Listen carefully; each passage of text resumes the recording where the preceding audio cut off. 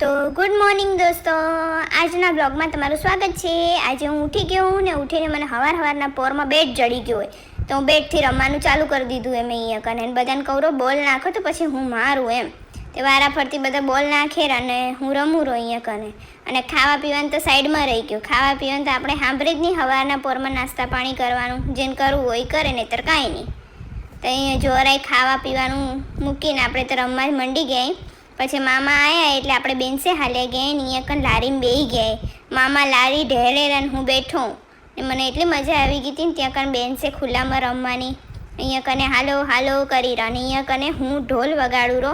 ઢોલ સાંભળો તમે કેવો મસ્ત વાગે રહો। અને અહીંયા કને હું બધું સામાન ગોઠવું રહો। અહીંયા કને બધું ખણી આવ્યું તો એ બધું ગોઠવી દીધું મેં અહીંયા કને ને વેચું રહો। કોઈ લેવું હોય તો કહેજો।